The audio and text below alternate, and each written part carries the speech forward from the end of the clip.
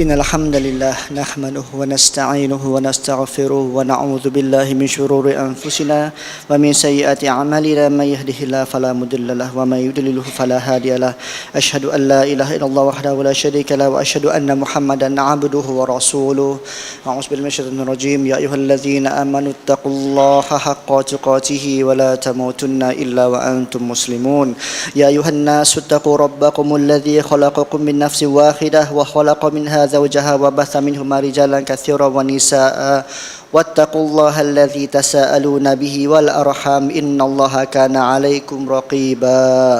Yang dimuliakan ahli panel kita, yang pertama Ustaz Muhammad Syahril, yang kedua Ustaz Qarni, yang dimuliakan juga Tuan Imam Muazzin IJK Masjid, yang dikasihi tuan-tuan dan puan-puan anak karya Masjid Alwi Kangar, Assalamualaikum warahmatullahi wabarakatuh.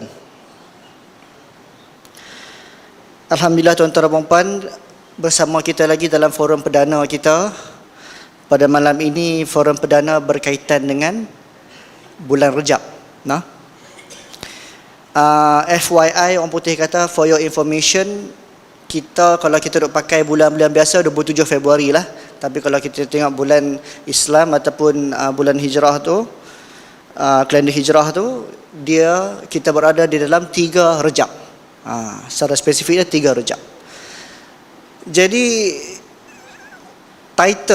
tajuk forum dan bulan tu kena. Rejab, kesahihan dan peristiwa. Dia bukan tentang nama orang lah. Ada juga orang nama Rejab kan? Ada orang nama Rejab? Ada. Dia tentang bulan ni. Tentang bulan kita ni. Jadi tuan-tuan dan puan-puan, pasal apa tentang bulan ni kita buat satu forum? Mesti tuan-tuan dan puan-puan nak tahu ataupun ada yang dah tahu dah. Kan? Jadi pertama-tama sekali adalah dalam bulan Rejab ada beberapa amalan yang kita kata apa? Yang dibuat oleh masyarakat kita ataupun dibuat oleh kita sendirilah, yang di mana ia tidak boleh disandarkan kepada Nabi SAW. Jadi sebut SAW lah. Kerana apa? Kerana amalan itu bersumberkan daripada hadis-hadis yang tidak berapa, ataupun kita kata ada satu buah hadis di mana Nabi SAW disebut dalam tu lah, dalam hadis tu dia kata Rasulullah SAW apabila masuk bulan Rejab dia berdoa. Nabi berdoa, wahai Allah, berkahilah kami pada bulan Rajab dan Sya'ban dan sampaikanlah ataupun pertemukanlah kami dengan bulan Ramadan. Hadis ini disebut mungkar oleh Muhammad ibn Ismail. Siapa dia tu? Imam Al-Bukhari. Tapi saya rasa saya bukanlah nak ulas apa-apa. Kita bagi ustaz-ustaz kita yang hebat ini kan, yang ada sebelah kanan dan kiri saya kan. Jadi sedikit tentang ustaz-ustaz kita ni, kedua-dua bukan orang Perlis lah kan. Seorang daripada Kuala Lumpur, seorang daripada Terengganu. Kan. Seorang ni daripada negeri yang di mana penyu bertelur kan. Penyu bertelur di pantai dia. Jadi insya-Allah kita akan dengar ulasan daripada panel kita yang pertama, iaitu Ustaz Qarni. Ustaz Qarni boleh pertama boleh. Ulasan daripada panel kita yang pertama, daripada soalan dia yang pertama. Okey dengan elok insya-Allah. Soalan pertama daripada untuk panel pertama kita, apakah pendapat ulama? Apakah pendapat ulama tentang amalan-amalan dalam bulan Rajab yang tidak sahih? Apakah pendapat ulama tentang amalan-amalan dalam bulan Rajab yang tidak sahih? Tafadhal masykurah Ustaz.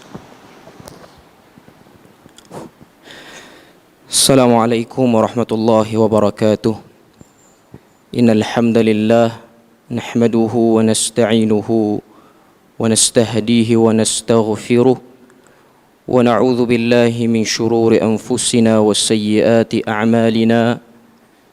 Man yahdihillahu fala mudilla lahu wa man yudlil fala hadiya lahu. Asyhadu an la ilaha illallah wahdahu la syarika lahu wa asyhadu anna Muhammadan abduhu wa rasuluh. Pertamanya, terima kasih kepada moderator Ustaz Adam. Seterusnya rakan ahli panel Ustaz Syahril. Seterusnya ustaz-ustaz, tuan guru, para pencinta ilmu, muslimin dan muslimat yang berada dalam Masjid Alwi, Semoga Allah Subhanahu wa taala berikan kepada kita rahmat dan juga barakah bila mana kita berada dan berkumpul dalam majlis ni, insya-Allah. Berbalik kepada soalan yang diajukan oleh moderator, iaitu berkenaan dengan pandangan para ulama terhadap amalan-amalan yang dilakukan dan amalan tu sebenarnya tidak sahih. Seperti mana soalan tadi dah sebut amalan tu tak sahih. Okay. Jadi jelas daripada soalan tu kita nak bincang pandangan para ulama berkenaan dengan amalan-amalan yang masuk saja bulan Rejab. Sebahagian orang duk buat amalan tu. Okay. Pertama sekali saya nak sebut tentang bulan Rejab tu sendiri. Okay. Berkenaan dengan bulan Rejab, dalam Quran ada sebut tapi tidak secara jelas. Surah At-Taubah ayat 36 Allah Ta'ala sebut, Inna iddatash syuhuri indallahi 12 syahran fi kitabillah minha arba'atun hurum. Dalam ayat tu Allah Ta'ala sebut sesungguhnya bulan itu ada 12 bulan dan di sana adanya 4 bulan haram. Ayat Quran sebut banyak tu. Fala tazlimu fihinna anfusikum, jangan kamu zalimi diri kamu dalam bulan-bulan tersebut, yakni bulan haram. Okay. Dalam hadis yang diriwayatkan oleh Al-Imamul Bukhari, Nabi SAW detailkan apakah bulan haram tersebut. Nabi sebut dalam hadis, Nabi kata salasun mutawaliyat, 3 bulan itu berturut-turut, iaitu Zulqa'dah ataupun Zulqa'dah, wa Zulhijjah dan juga Zulhijjah, wal Muharram dan juga bulan Muharram, wa Rajabun Mudar, kata Nabi, dan bulan Rajab Mudar, ma baina Jumada wa Sya'ban, iaitu bulan yang berada di tengah di antara Jamadil Akhir dan juga Sya'ban, bulan yang kita berada ni lah. Okay. Maknanya Nabi sebut dalam hadis di sana bulan Rajab termasuk dalam bulan haram. Cuma Nabi guna perkataan hadis tu Rajabun Mudar, Rajab Mudar. Kata Syekh Mustafa Al-Bugha, bila mana dia ta'liq, dia beri penerangan terhadap hadis tu. Sebab apa bulan Rajab dinamakan dengan Mudar ataupun disebut dalam hadis tu Rajabun Mudar? Kerana bulan Rajab ni sangat diagungkan oleh Bani Mudar pada zaman jahiliyah dulu. Maksudnya ada satu kabilah Arab nama dia Bani Mudar. Dia orang agungkan bulan Rejab. Apa yang dia orang buat pada bulan Rejab? Dia orang akan sembelih satu sembelihan yang dinamakan dengan Atirah. Dan itu amalan jahiliyah. Bila mana datang saja Islam ataupun Nabi SAW, Nabi buang amalan pengagungan terhadap bulan haram tersebut. Okay. Jadi daripada amalan jahiliyah itulah dan juga kesan membesarkan bulan Rejab tu, datang pula selepas daripada orang Islam ataupun orang Arab menerima agama Islam, datang daripada sana ataupun daripada proses tu, orang yang masih ada lagi saki baki duk teringat amalan-amalan lama tu. Jadi daripada kesan tu ada juga sikit-sikit walaupun dah masuk Islam nak agungkan sikit bulan tu.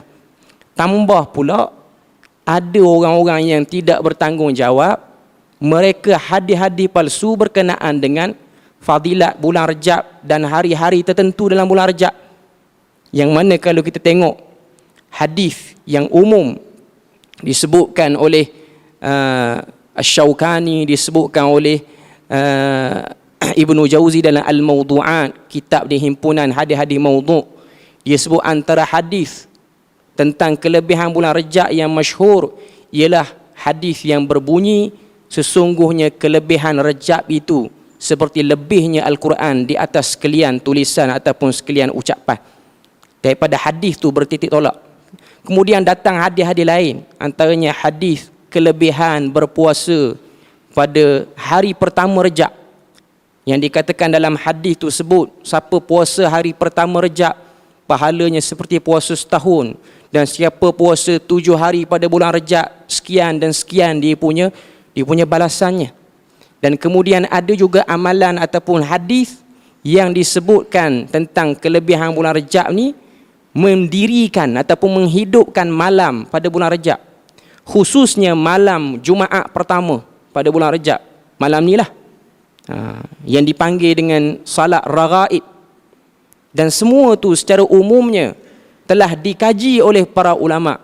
Bila mana saya sebut para ulama, kajian tu kajian yang sudah diteliti kan. Kita di sini ataupun saya di sini hanya menakalkan kajian-kajian daripada tokoh-tokoh, dan ini bukan ulasan ataupun komentar daripada saya sendiri, tapi itu datang daripada para ulama. Sama ada mutaqaddimin ataupun mutaakhirin, yang awal ataupun yang akhir. Okay.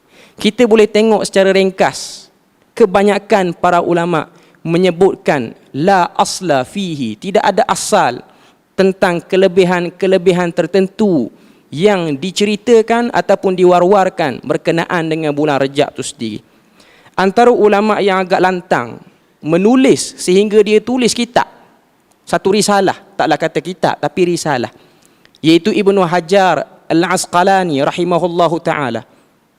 Nama dia terkenal dengan sebab dia ada jasa besar, iaitu dia syarahkan Sahih Bukhari. Dia ada tulis satu risalah, nama dia Tabyinul Ajab fi bayani fadaili Rajab, menjelaskan keajaiban-keajaiban pada menceritakan kelebihan-kelebihan yang terdapat pada bulan Rajab. Kalau kita tengok konklusi, kesimpulan, khulasah yang dia tulis dalam kitab dia, dia kata tidak ada hadis yang sahih yang boleh dibuat hujah akan kelebihan bulan Rajab, sama ada berpuasa padanya ataupun mendirikan amalan-amalan tertentu berbentuk ibadah seperti salat dan baca Quran dengan niat kelebihan malam tu. Tidak ada. Maknanya benda tu jelas disebutkan oleh Al-Imam Ibnu Hajar Al-Asqalani. Seterusnya, antara yang juga menulis tentang bab ni ialah Ibnul Qayyim. Ibnul Qayyim Al-Jauziyah rahimahullahu ta'ala dalam kitab dia Al-Manarul Munif. Kitab yang terkenal, dah diterjemah pun dalam bahasa Melayu kita. Antara kitab yang kita boleh katakan laras, dia laras orang awam. Memang dia tulis untuk orang awam pun. Dan kitab tu dia memberi kepada kita panduan untuk kenal hadis-hadis palsu tanpa perlu melihat kepada sanad yang bersifat teknikal. Sebab semua orang awam, sebahagian orang awam tak mampu nak kenal hadis palsu dengan nak cek sanad tu. Jadi dia bagi tips-tips ataupun pemudah cara dalam kitab dia. Antara benda yang dia sebut dalam kitab dia Al-Manarul Munif tentang hadis kelebihan bulan Rajab, dia kata benda yang sama, lebih kurang dengan Ibnu Hajar. Padahal dua orang ni daripada zaman yang berbeza. Maknanya kalau kita tengok, Ibnu Qayyim lebih awal berbanding Ibnu Rajab. Okay. Zaman berbeza, mustahil lah dia orang berpakat untuk sebut benda sama. Maknanya dia orang zaman berbeza, dah meninggal pun seorang, lepas tu datang pula kemudiannya. Okay. Dia sebut benda yang lebih kurang juga. Dia sebut setiap hadis yang menyebut berkaitan puasa di bulan Rajab dan salat pada malam-malam tertentu di dalam bulan tersebut adalah satu pendustaan yang direka. Itu benda yang dia sebut, khulasah ataupun kesimpulan yang dia sebut. Antara lain juga, antara yang merujuk yang menyebutkan perkara tersebut ialah Ibnu Rajab Al-Hambali. Ibnu Rajab Al-Hambali, kita dengar nama dia ni macam kena dengan bulan tu. Kita bercakap bulan Rajab, yang bercakap ni Ibnu Rajab. Kalau kita baca Ibnu Rajab ni, dia ada cerita dia. Ada yang mengatakan nama dia macam tu sebab dia lahir bulan Rajab ataupun dia wafat bulan Rajab. Wallahu a'lam cerita tu. Tapi dia juga ada sebut berkenaan dengan bulan Rajab ni. Dia kata tidak ada yang sahih pada kelebihan berpuasa di bulan Rajab yang khusus daripada Nabi sallallahu alaihi wasallam. Maknanya secara umum, tiga orang ni daripada tiga zaman yang berbeza, walaupun dia orang ni zaman-zaman awal, belum masuk 1000 hijrah lagi, dia orang ni sebut benda yang lebih kurang sama. Maknanya kajian dia orang sudah membuat kesimpulan tidak ada hadis kelebihan berkenaan dengan bulan Rajab tu sendiri ataupun amalan yang disarankan untuk kita buat pada bulan Rajab. Okay. Cumanya kalau kita lihat pendapat ulama mutaakhirin, yang tadi kita sebut tu mutaqaddimin yang awal, yang mutaakhirin ni yang sempat saya carilah. Okay. Antaranya Dr. Wahbah Zuhaili. Dia sebut dalam kitab dia Fiqh Islami wa Adillatuhu disebut, dan itu juga menjadi soalan kepada sebahagian orang yang bertanya pada dia tentang sikap ataupun amalan setengah-setengah orang bila mana masuk bulan Rejab ni nak puasa, khususnya nak puasa hari pertama tu, hari pertama Rejab, sebab duk percaya tentang kelebihan tu. Duk percaya tentang kelebihan tu. Okay. Dan dia beri respon. Dia kata untuk kita berpuasa pada bulan Rejab, benda tu tak salah. Tapi beriktikad terhadap kelebihan yang disebut dalam hadis, benda tu salah. Sebab jelasnya dia bukan hadis, bahkan dia palsu. Dan kita pun dah tahu dan mungkin dah banyak kali disebutkan di sini tentang kesan terhadap hadis palsu ni. Hadis palsu ni kesan dia terhadap sangat besar kepada pengamalan agama orang Islam. Antara benda yang disebutkan oleh para ulama, memalingkan seorang Islam beramal dengan sunnah yang betul, hadis palsu ni. Dan juga telah membuang ataupun mencalarkan ketulinan agama itu sendiri. Okay. Jadi secara umumnya kita nak beritahu, Dr. Wahbah Zuhaili dia sebut nak puasa tak apa, tapi jangan iktiqad. Benda yang sama juga yang terakhir disebutkan oleh Dr. Yusuf Al-Qaradawi dalam kitab dia Fatawa Al-Mu'asirah. Dia sebut perbuatan setengah orang puasa pada bulan Rejab, benda tu tidak salah dengan syarat tidak iktiqad. Tapi dia sebut dalam kitab dia, dia kata benda tu tidak mendapat ataupun tidak ada catatan para sahabat berpuasa seperti itu. Maknanya mengkhususkan puasa pada bulan Rejab. Bahkan benda tu telah dibuang oleh Nabi, iaitu pengagungan pada zaman jahiliah terhadap bulan Rejab tu sendiri. Nak puasa, tapi puasa dengan sebab percaya kelebihan tu, maka benda tu tidak betul. Umumnya kesimpulannya perkara tu tidak ada. Okay. Perkara tu tidak ada ataupun benda tu tidak terdapat dalam catatan para ulama, dan benda tu tidak betul secara umumnya. Wallahu alam, itu saja untuk pusingan kali pertama. Saya serahkan pada moderator, insya-Allah. Terima kasih diucapkan kepada Ustaz Qarni. Sebelum itu ada pengumuman kereta Proton Wira ni, KBD 5758. KBD 5758, lampu tak katup. Nah. Kukut siapa-siapa ada jam start kabel boleh pergi tolong lepas ni. Harap-harap okey, insya-Allah. Okey, alhamdulillah, terima kasih diucapkan kepada Ustaz Qarni. Jadi malam ni malam pertama Rejab Ustaz lah. Malam balik boleh buat gurau ya. Insya-Allah. Okey, jadi kita teruskan kepada panel kita yang kedua. Ustaz Syaril, nah. InsyaAllah. Jadi soalan Ustaz Syaril, tadi kita dah dengar beberapa persoalan tentang beberapa pendapat ulama, mutaqaddimin, mutaakhirin, pendapat mereka tentang hadis-hadis yang dhaif, hadis-hadis yang tidak sahih tentang bulan Rajab. Kita nak tengok pula soalan Ustaz Syaril berkenaan dengan benda yang sahih. Apa soalan dia? Okey, Ustaz Syaril bersedia nah?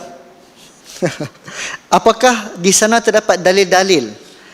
Apakah di sana terdapat dalil-dalil yang menyebut tentang kelebihan bulan Rajab dan amalan tertentu yang boleh dilakukan dalam bulan ini? Mungkin kita nak tahu juga kan, ada tak? Ada tak apa-apa hadis ataupun dalil yang sahih yang kita boleh, kita kata apa, ambil itu sebagai amalan dalam bulan ini kan? Kita tahulah kan, lepas Rajab apa dah? Lepas Rajab Sya'ban, lepas Sya'ban Ramadan, lepas Ramadan Syawal. Itu yang saya nak sangat tu. Okey.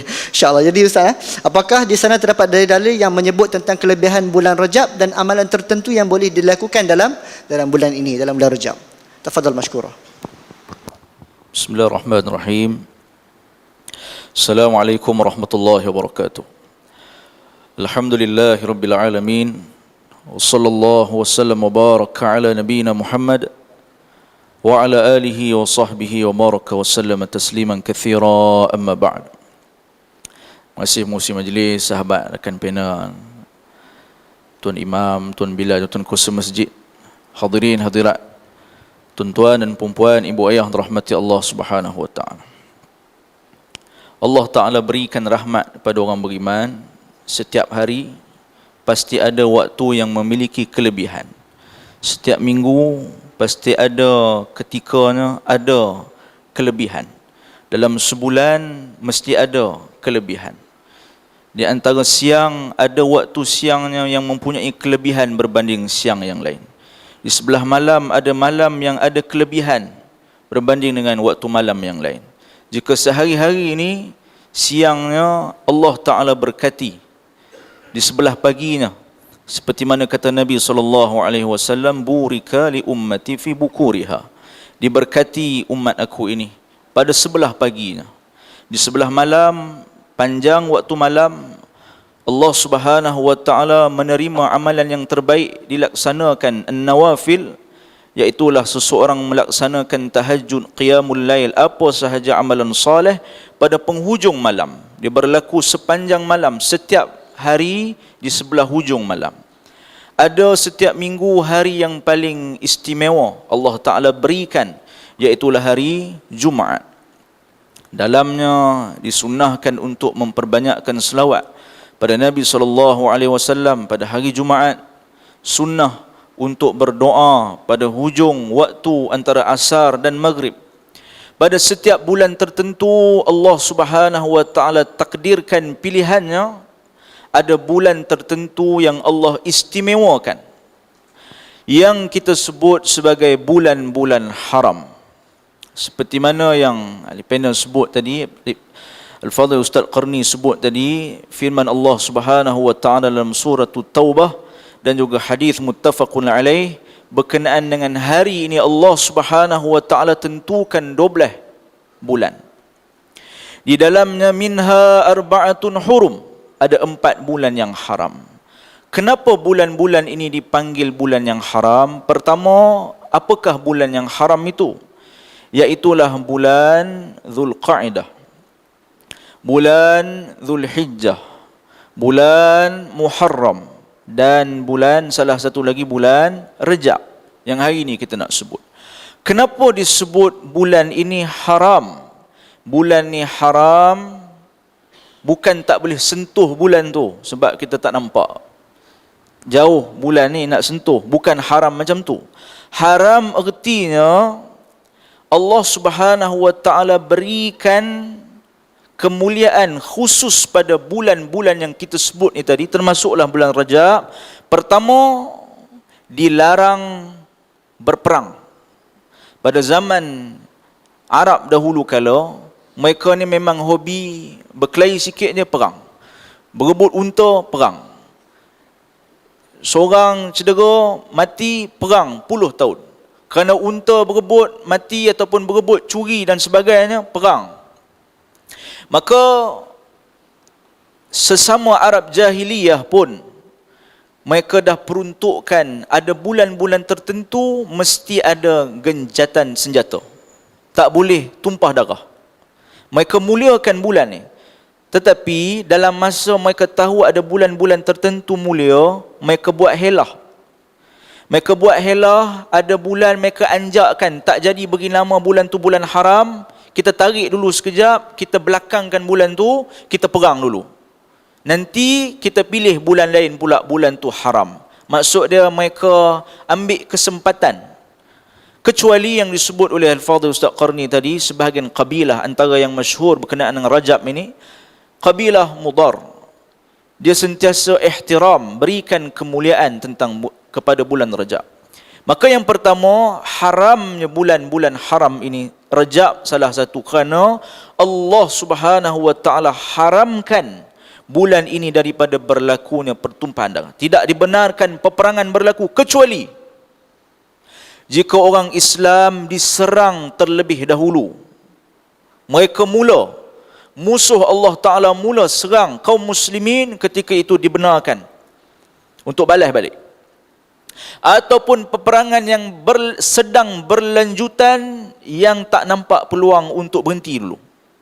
Ketika itu terkeluarlah daripada pengharaman apa yang Allah Ta'ala dah gazetkan syarat. Yang kedua,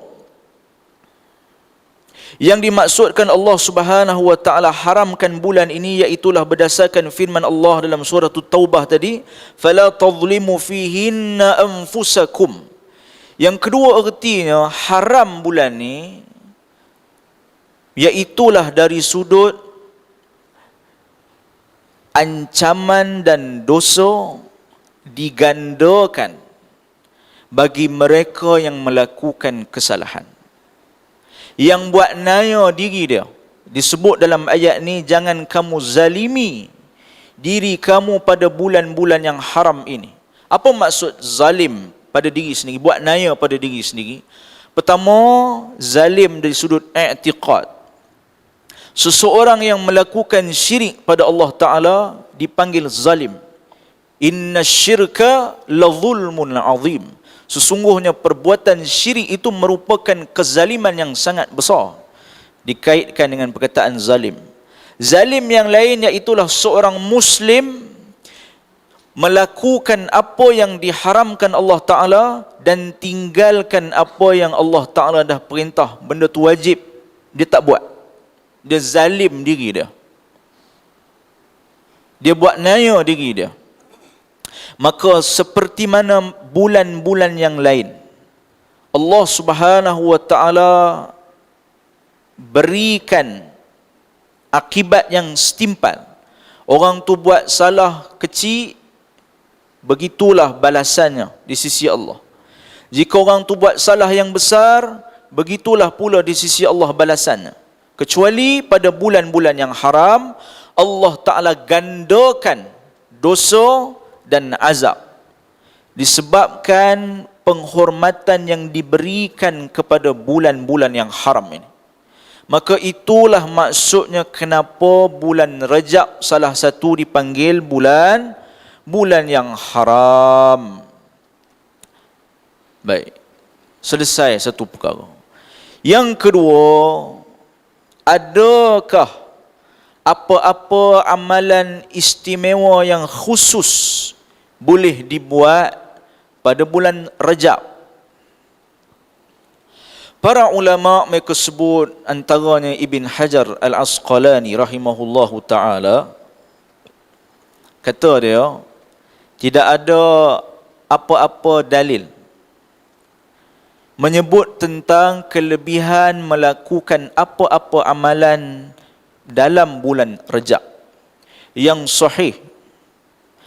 Begitu juga Syekhul Islam Ibn Taymiyah rahimahullahu ta'ala, dia kata, tidak ada apa-apa sandaran yang thabit, tidak hadis yang sahih, tidak mana-mana ayat Al-Quran sebut tentang galakkan amalan sekian-sekian khusus pada bulan Ramadan.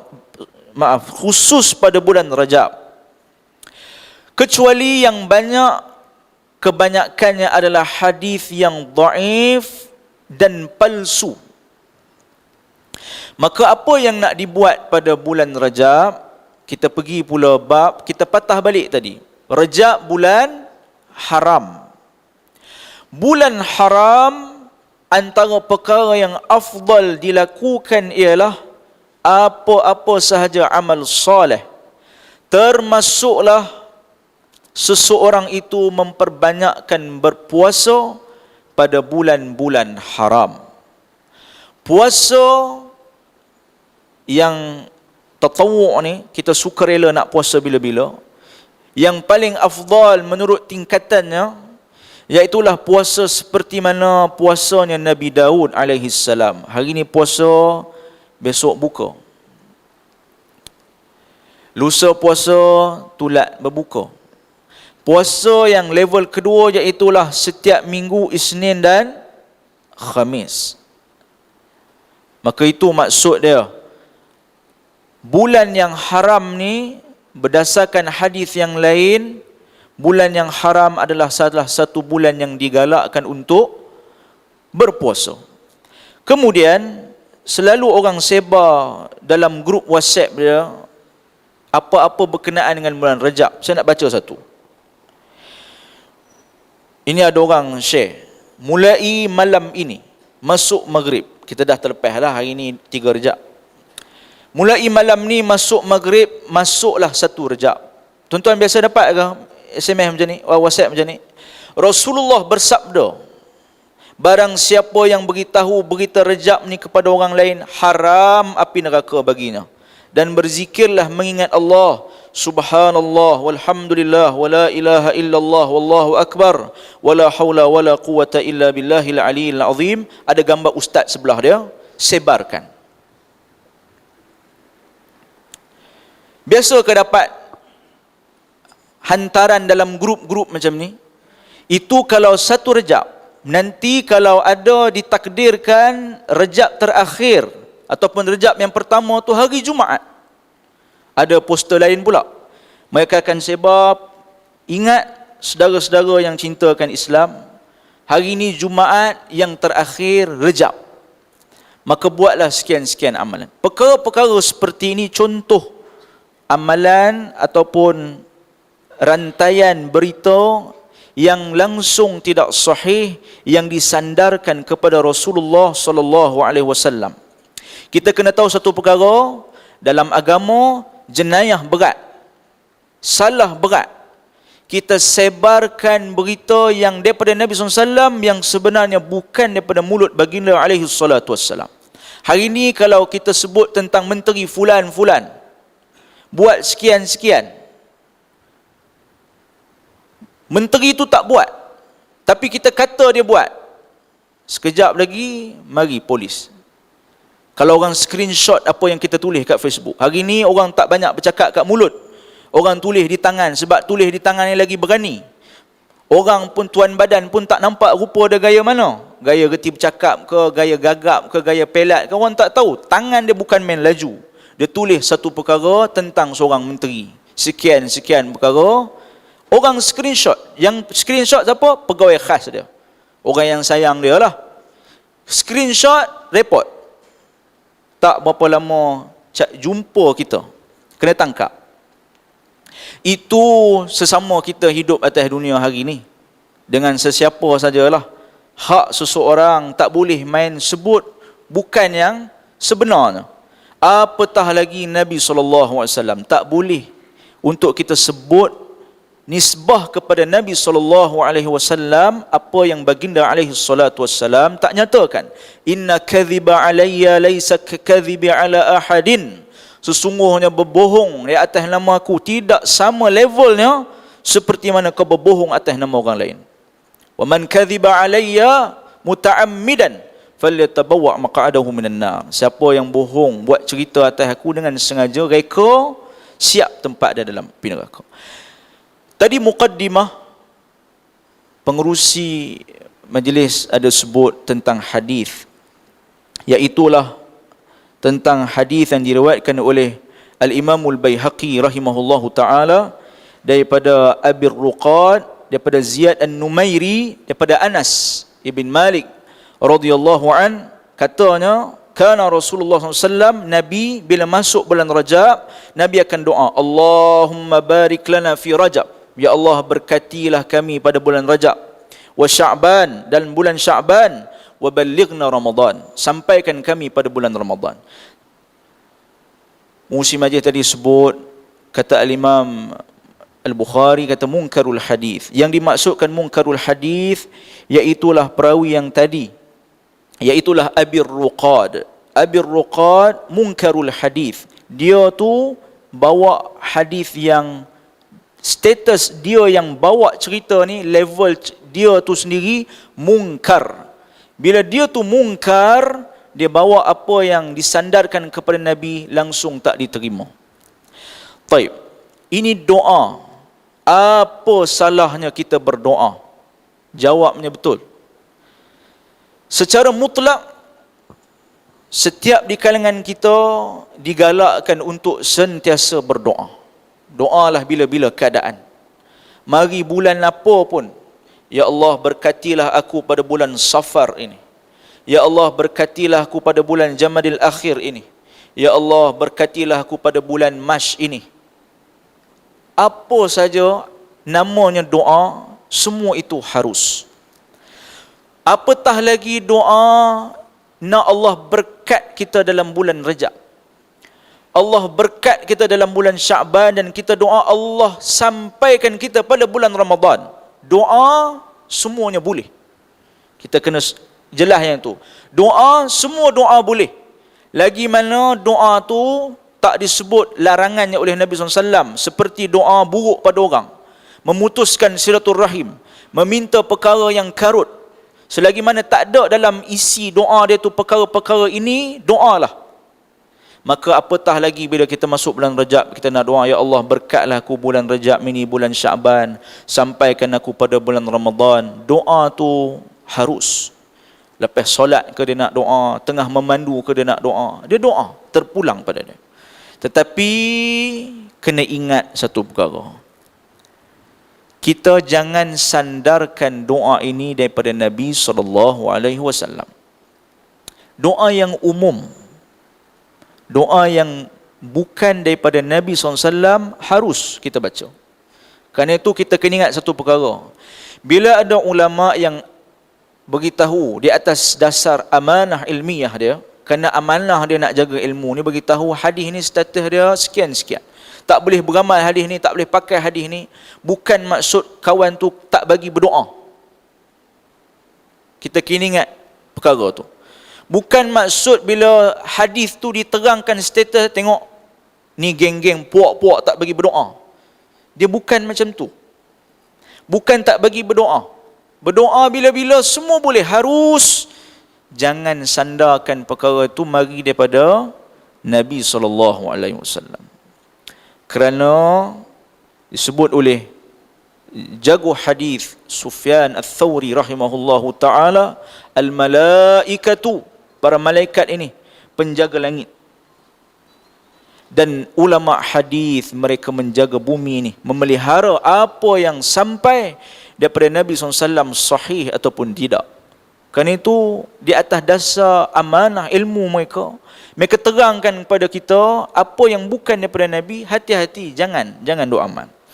Maka tadi sebut puasa, yang kedua tentang doa tadi, kemudian apa lagi amalan yang boleh kita lakukan?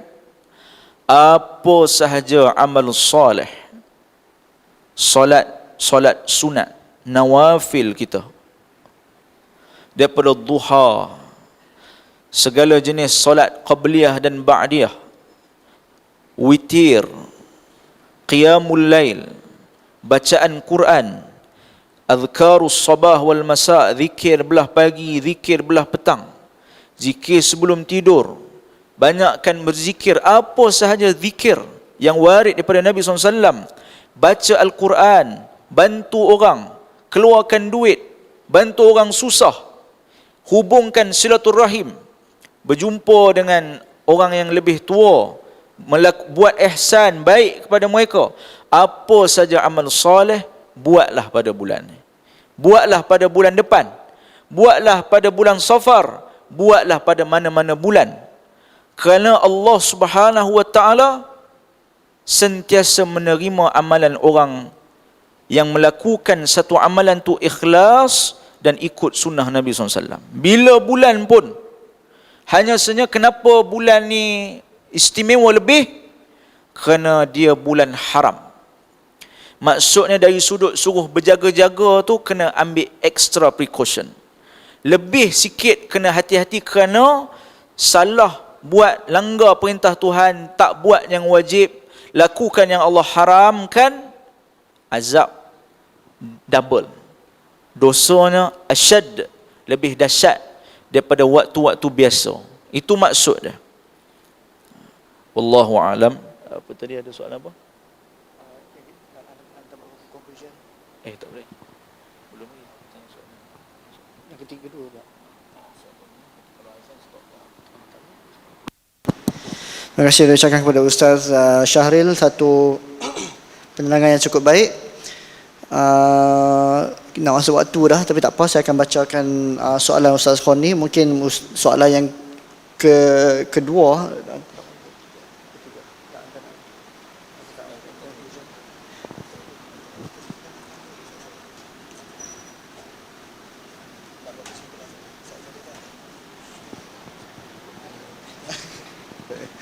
Okey, insyaAllah. Jadi kita tengok soalan yang kedua, soalan yang ketiga untuk Ustaz Khoni kita. Ustaz Khoni, apakah peristiwa-peristiwa dalam bulan Rajab menurut sirah? Peristiwa-peristiwa yang berlaku dalam bulan Rajab menurut sirah kalau ada tu, boleh tak kita kaitkan dengan keistimewaan suatu amalan itu? Nah, peristiwa-peristiwa yang berlaku dalam bulan Rajab menurut sirah, atau boleh tak kita kaitkan dengan keistimewaan suatu amalan itu? Tafadhal mashkur. Bismillahirrahmanirrahim. Berbalik kepada soalan daripada moderator, bagi lalu azan dulu kan.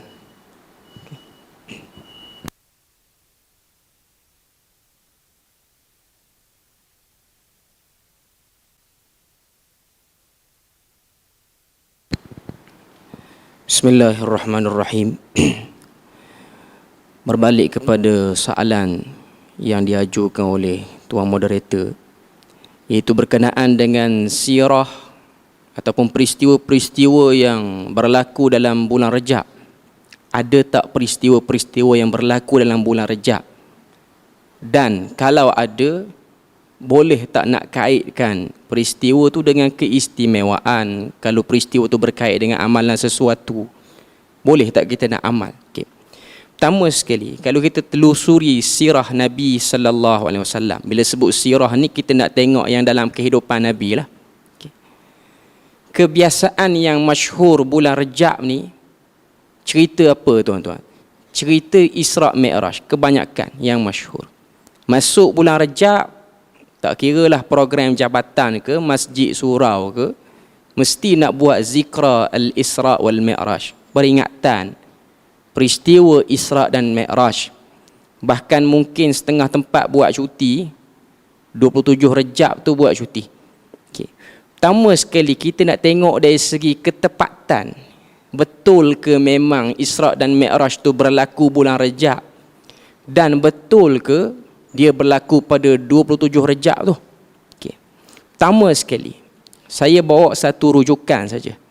Iaitu rujukan ni pun tuan-tuan boleh cari, boleh cek, sebab dah banyak diterjemah, macam-macam edisi, macam-macam versi.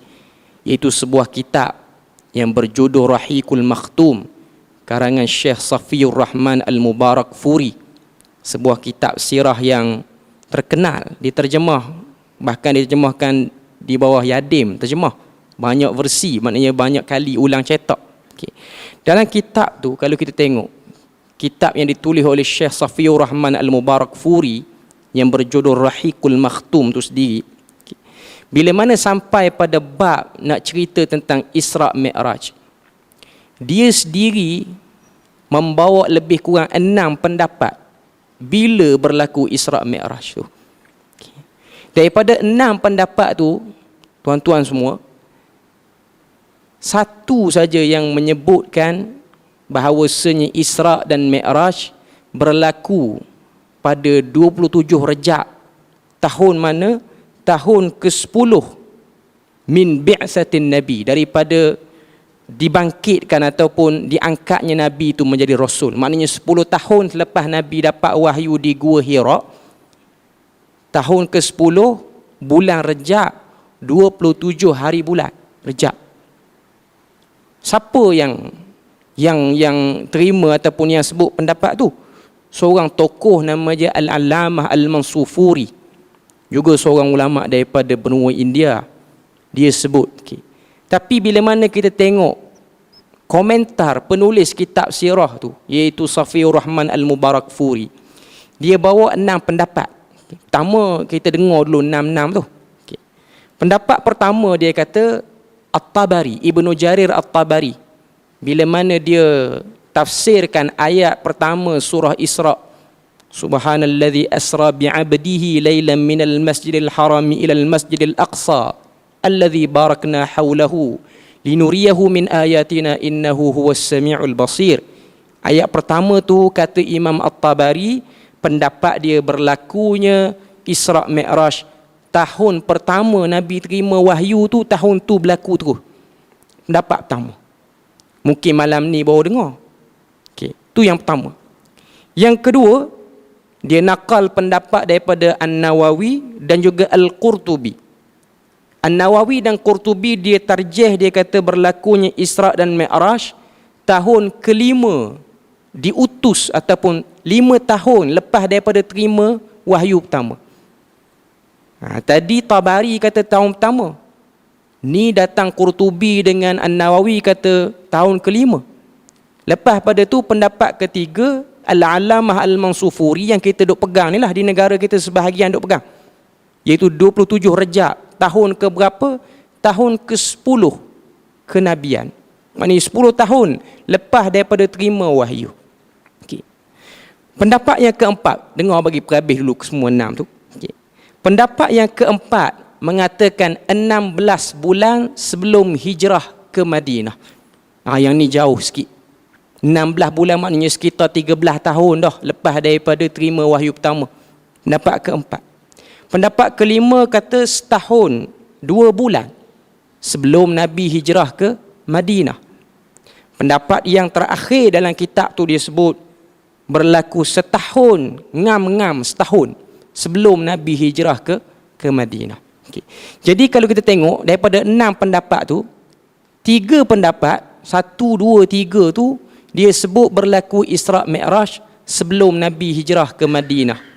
Maknanya sekitar 10 tahun selepas Nabi terima wahyu. Pendapat yang keempat, kelima dan keenam, dia kata dekat-dekat dengan Nabi nak pergi hijrah. Lebih kurang setahun ataupun 2 tahun. Okay. Pertama sekali, para ulama' berbagai pandangan dalam bab ni.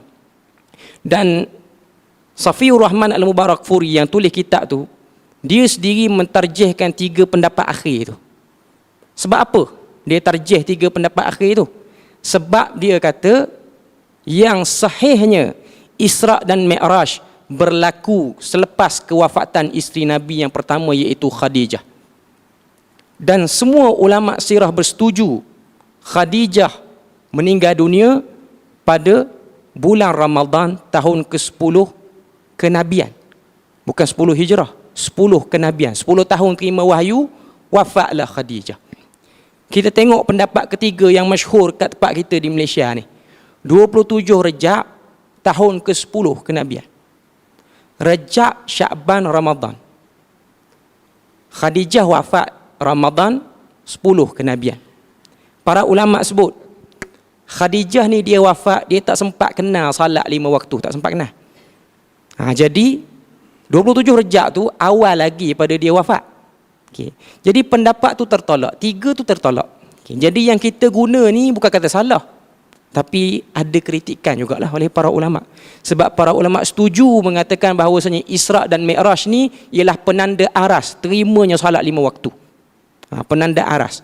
Kenal salat 5 waktu subuh sampai isyak ni, di mana mula kenal tu ialah ketika mana berlaku Isra' dan Mi'raj. Cuma nak tetapkan bila berlaku Isra' dan Mi'raj, benarkah bulan Rejab? Itu ada perbahasan. Saya dah sebut pada tuan-tuan tadi, jelas kita dah nampak bahawasanya pendapat yang mengatakan berlakunya Isra' Mi'raj pada bulan Rejab ialah daripada pendapat-pendapat yang boleh terima, boleh tolak. Bukan saya kata tolak, tak boleh terima langsung. Bila mana dah dijadikan sebagai pendapat tu, maknanya adalah orang yang terima. Okay. Cuma kalau kita kaji, kita teliti, kita akan nampak pendapat tu kurang kuat. Mudah cerita tuan-tuan, bulan Rejab ni tidak ada peristiwa khusus yang berlaku dalam sirah Nabi, tidak ada. Adalah sebahagian kalau kita baca sirah mengatakan antara yang berlaku ialah dalam bulan Rejab ni peristiwa perang Tabuk berlaku bulan Rejab. Ada yang kata macam tu.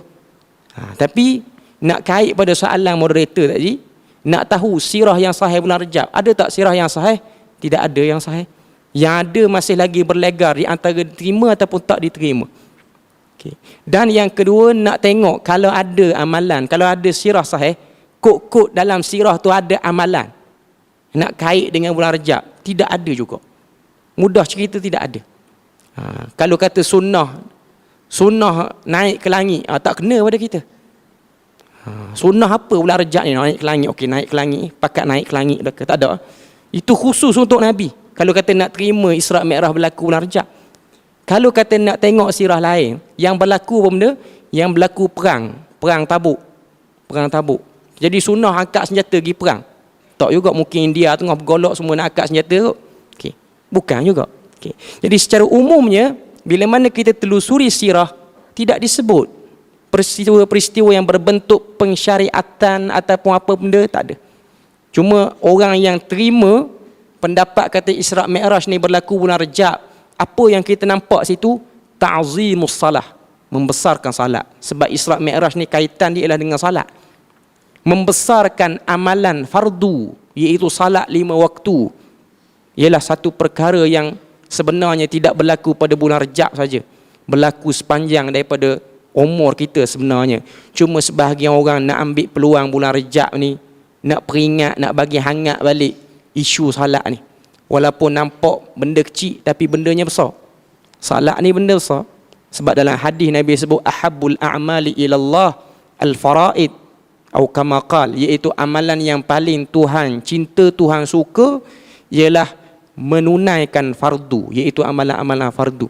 Bagi cantik, bagi comel fardu, baru nak bercakap tentang amalan-amalan sunat. Okay. Jadi secara umumnya tuan-tuan boleh tengok, ahli jemaah semua boleh tengok, dalam sirah tak ada cerita khusus tentang bulan Rejab. Yang kita tahu bulan Rejab ni ialah bulan haram. Apa yang kita kena buat dalam bulan Rejab ni sama macam bulan-bulan lain, cuma bulan haram ni ada pengkhususan sikit, iaitu siapa yang buat dosa, itu pendapat yang disebutkan oleh Ibn Abbas dan lain-lain, dia punya dosa tu lipat ganda sikit pada bulan-bulan lain. Dosa tu buat bulan lain, bulan haram lagi tinggi. Jadi nak beritahu pada kita, amalan yang kita boleh buat, yang mungkin dah disebut oleh ahli panel yang kedua tadi, iaitu kita jaga diri kita supaya tidak melakukan kezaliman. Sebab jelas surah At-Taubah Allah Ta'ala sebut, fala tazlimu fihinna anfusakum, jangan kamu zalimi diri kamu dalam bulan tersebut. Maknanya nak beritahu pada kita hurmatus syahrul hurum, syahrul haram, kehormatan bulan-bulan haram itu terlalu besar. Dan antara amal ibadah, selain daripada kita jaga solat, selain daripada kita bersedekah, selain daripada kita, orang kata apa, buat amalan-amalan macam puasa apa semua, antara benda yang kita kadang-kadang tak sedar ataupun kita tak rasa sangat benda tu besar kot, kita sedarkan orang bahawasanya tidak ada amalan-amalan yang boleh disandarkan kepada Nabi secara sahih yang ada pada bulan Rejab. Tu pun amal saleh juga. Cuma kita nampak, sebahagian orang nampak, kalau beritahu hadis palsu bulan Rejab ni, kira nak suruh orang jangan puasa. Dia helok kawan tu puasa, mari geng ni beritahu puasa tak ada bulan Rejab, jadi tak puasa kawan tu. Jadi tak nampak benda tu sebagai amal, bahkan nampak macam cantah orang nak beramal pula. Bahkan di situ juga amal ibadah, menyedarkan orang benda tu ataupun perkara tu termasuk daripada benda tak betul. Nabi tak sebut, tidak ada contoh daripada Nabi, kita beritahu benda tu, bahkan itu amal saleh yang besar. Sebenarnya kita cerita asal masuk bulan Rejab, walaupun benda ni dia berulang, sentiasa berulang. Nanti masuk bulan Syaban, orang nak bercakap tentang fadail ataupun fadilat nisfu Syaban dan bulan Syaban, cerita lagi benda sama. Dan sebahagian orang dia kata duk balah benda tula. Orang Terengganu kata duk balah benda tula. Bukan balah, masalahnya manusia ni macam itulah keadaan dia. Dia perlu sentiasa diperingatkan. Dan kita bawa konsep basyiran wa nazira. Kita bawa berita gembira dan kita bawa ancaman. Sebab apa yang sungguh sangat duk nak cerita sangat bulan Rejab ni tidak ada amalan yang sahih? Sebab ada ancaman. Nabi kata siapa yang kata benda tu datang daripada aku tapi bukan pada aku, dia telah siap tempat dalam neraka. Hadis tu sebut falyatabawwa maq'adahu minan nar. Dia, kalau kita nak istilah dalam bahasa bagi nampak mudah faham, orang yang sebar hadis palsu ni, dia reconfirm tempat duduk dalam neraka. Confirm dah sekali, reconfirm pula sekali lagi. 2 kali. Sebab orang yang sebar hadis palsu, dalam keadaan dia tidak mahu sebut kepalsuan hadis tu, dia menempah tempat dalam neraka. Dia sebar lagi, dia reconfirm sekali lagi tempat tu. Maknanya check in awal-awal dah sebelum masuk. Okay. Jadi ini benda yang orang tak nampak. Bahkan orang nampak ni geng-geng tak mau bagi orang buat amal ibadah. Bukan. Sebab sebahagian orang nampak, dia nampak amal ibadah ni pada puasanya, pada salatnya, pada zikirnya. Bahkan amal ibadah juga ialah membentengi ajaran Nabi supaya tidak masuknya tokok tambah. juga amal ibadah yang kita tak perasan. Jadi umumnya sebagai kesimpulan yang terakhir, saya nak beritahu pada kita, beribadahlah kita tanpa mengenali bulan apa pun. Sebab hakikat manusia ni dia duduk pada maqam ubudiyah, iaitu maqam hamba. Kita tidak akan henti beribadah. Apa bulan pun datang, kita kena buat ibadah macam biasa. Kalau tidak ada kelebihan khusus bulan Rejab pun, kita tetap semayang macam biasa. Sebab kita hamba Allah Ta'ala, kita bukan hamba bulan-bulan tertentu, bukan. Jadi itu benda yang kita kena faham. Kita menjadi hamba kepada Tuhan yang tak pernah mati dan tak pernah lalai melihat kita. Bukan kita merebut. Yang ada Nabi sebut ada peluang keemasan tu, kita rebutlah. Tapi yang tak jelas, kita ambil benda yang lebih jelas, bahkan benda tu lebih selamat. Jadi setakat tu saja saya punya perkongsian pada malam ni. Jadi saya serahkan kepada moderator untuk seterusnya. Terima kasih saya ucapkan kepada Ustaz Qarni. Kita akan terus kepada kesimpulan. Ustaz Syahril insya-Allah boleh bagi kesimpulan mungkin dalam 5 minit. Insya-Allah. Tafadhal. Bismillah wassalatu wassalamu ala Rasulillah amma ba'd. Hadirin hadirat rahmati Allah Subhanahu wa taala.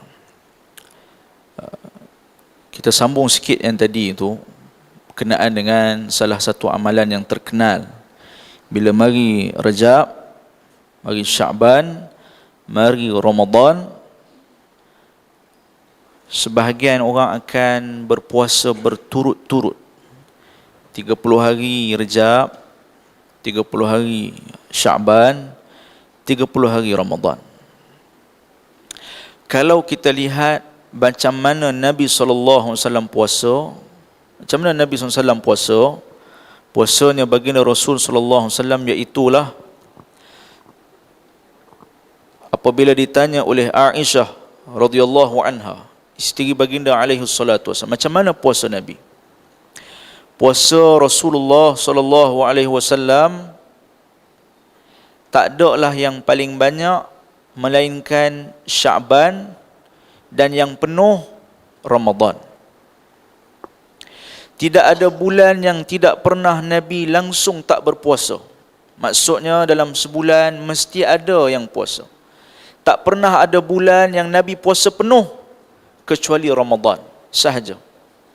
Dan tak ada bulan yang paling banyak Nabi SAW puasa sunat kecuali bulan Sya'ban.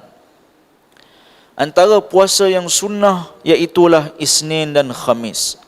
Antara puasa yang sunnah iaitulah 13, 14, 15 pada hari yang cerah, waktu bulan purnama terang benderang tu pada setiap bulan Islam, 13, 14, 15. Antara yang sunnah iaitulah sehari berpuasa, sehari berbuka. Maka inilah di antara macam mana Nabi SAW puasa. Jadi patah balik tadi, boleh ke tidak puasa berturut-turut? Rejab penuh, Sya'ban penuh, Ramadan penuh. Maka jawapannya ialah perbuatan ini khilafus sunnah, khilaful aula. Dia bertentangan dengan sunnah, apa yang Nabi buat. Dia bertentangan apa yang lebih sepatutnya buat. Macam mana yang tadi kita sebut, paling banyak pun berpuasa seseorang tu, hari ni puasa, besok buka. Lusa puasa, tulak dia berbuka. Dia bergilir-gilir untuk terus berturut-turut Rajab dan Sya'ban, khilafus sunnah. Dia bercanggah dengan sunnah. Pun begitu, bukanlah bererti syariat langsung haramkan kalau orang nak buat begitu. Tetapi dia telah terlepas satu kebaikan, iaitulah iqtida'un Nabi sallallahu alaihi wasallam. Nak tiru Nabi sallallahu alaihi wasallam. Kerana hakikat tuntutan Muhammadur Rasulullah dalam syahadah yang kita sebut, salah satu hakikatnya ialah kita turut 100%. Kita turut sungguh-sungguh apa yang baginda Rasulullah sallallahu alaihi wasallam. Satu lagi, beberapa perkara tersebar tentang Rajab. Selain daripada solat khusus pada raghaib, solat raghaib mereka sebut, antara lain iaitulah seorang tu hari Jumaat yang tadi kita sebut, Jumaat yang akhir Rejab, sekian-sekian amalan. Kata Ibnu Qayyim Al-Jauziyah dalam Al-Manarul Munif fi Sahih wal Dhaif, semua hadis sebut tentang puasa, tentang solat tertentu pada sebelah malam, semuanya kadhibun muftara, hadis yang dusta, hadis yang direka. Maka tak ada amalan itu. Bahkan sebahagian orang anggap kita kalau nak buat umrah ni, buatlah bulan Rejab. Bagus, sebab Rasulullah pun buat umrah bulan Rejab. Apakah benar baginda Rasulullah SAW buat umrah bulan Rejab? Athar daripada Mujahid, muttafaqun alaih dalam Bukhari dan Muslim. Mujahid disebut riwayat Urwah bin Zubair, anak kepada Zubair bin Awam. Zubair bin Awam suami kepada Asma binti Abi Bakar. Asma binti Abi Bakar adik-beradik dengan Aisyah radhiyallahu anha. Urwah bin Zubair ditanya Abu Abdurrahman, Abdullah bin Umar, anak Umar bin Khattab. Ibnu Umar gelarannya Abu Abdurrahman, tentang umrah Nabi SAW. Ibnu Umar sebut 4 kali Nabi umrah, salah satunya bulan Rejab. Maka ketika itu terus tanya kepada Aisyah radhiyallahu anha, betul ke umrah Nabi termasuklah salah satunya bulan Rejab? Kata Aisyah radhiyallahu anha, yarhamullah Aba Abdurrahman, Allah Ta'ala rahmat Abu Abdurrahman. Ibnu Umar, dia ikut semua umrah bersama dengan Nabi SAW. Tapi kata Aisyah, Nabi tidak melakukan umrah pada bulan Rejab. Kata Al-Imam Nawawi rahimahullahu ta'ala, bila dia syarah, bila dia ulas hadis ni, katanya ketika itu, kata perawi hadis, Ibnu Umar bila dengar apa yang Ummul Mukminin Aisyah sebut tentang Nabi sebenarnya tak pernah buat umrah bulan Rejab, Ibnu Umar tak bantah, tidakkan pun tidak, ya pun tidak. Ibnu Umar senyap. Katanya Imam Nawawi nak beritahu bahawa mungkin Ibnu Umar radhiyallahu an ketika itu dia dah tak ingat perkara ni. Dia kabur tentang perkara ni, dia lupa tentang perkara ni. Pun begitu, boleh ke tidak buat umrah bulan Rejab? Boleh. Tapi sekarang ni kena sekat sekejap sebab virus. Kerajaan Arab Saudi dia iklan, termasuklah Malaysia pun kena. Sementara ni tak boleh nak tunai umrah. InsyaAllah Allah Ta'ala akan berikan peluang rezeki ke depan. Ada masa setelah hilang wabak ni yang tersebar sekarang ni, InsyaAllah boleh pergi umrah. Maksudnya ialah orang kata tu Rejab boleh Nabi buat umrah apa semua, itu tak tepat. Boleh tidak buat umrah pada bulan Rejab? Ahlan wa sahlan. Boleh buat umrah. Nak ajak kami pergi free pun lagilah boleh. Buat bulan Rejab, bulan Sya'ban, bulan Ramadan, mana-mana bulan pun boleh. Maka kesimpulan yang mudah-mudahan Allah Subhanahu wa ta'ala rahmati kita. Apa yang kita dapat bukan nak tahu apa boleh tak boleh saja. Apa yang kita nak dapat, nak dengar hari ni bukan nak tahu mana sunnah, mana tak sunnah saja. Apa yang kita nak pada hari ni iaitulah kita penuhi apa yang kita selalu baca, iyyaka na'budu wa iyyaka nasta'in. Kita ni serahkan ibadat kita mutlak semuanya pada Allah Ta'ala. Kita minta tolong semuanya pada Allah Ta'ala. Hidup ni kalau bukan ibadah, tak ada gunalah hidup ni. Kita mari majlis ilmu kerana nak beramal. Kita mari majlis ilmu kerana nak refresh balik apa yang sebenarnya setiap tahun mari Rejab mesti sebut dah. Tetapi Allah Subhanahu wa ta'ala merahmati orang yang hadir dalam majlis ilmu. Malaikat menghamparkan sayapnya. Makhluk semuanya minta keampunan untuk orang yang mengaji. Ridhan li talabil ilm. Kerana redanya mereka pada orang yang mai mengaji. Mudah-mudahan Allah Subhanahu wa ta'ala merahmati kita. Wa sallallahu ala nabiyyina Muhammad wa akhiru da'wanil hamdulillahi rabbil alamin. Amin ya rabbal alamin. Terima kasih Ustaz Syahril. Jadi tuan-tuan dan puan-puan, alhamdulillah isi-isi yang disampaikan pada malam ini sangat-sangatlah baik. Jika tuan-tuan dan puan-puan ada niat atau berkeinginan untuk menontonnya lagi dengan kelebihan teknologi yang ada pada zaman sekarang, bolehlah kita melayari Facebook ataupun YouTube Suara Sunnah dan Pro Media Tajdid. Jadi kita alhamdulillah terima kasih kepada mereka kerana datang dan merakamkan kuliah pada malam ini. Jadi tuan-tuan dan puan-puan, sekadar itu sahajalah pada malam ini. Kita sudahi forum kita pada malam ini dengan tasbih kafarah. Subhanakallahumma wa bihamdika.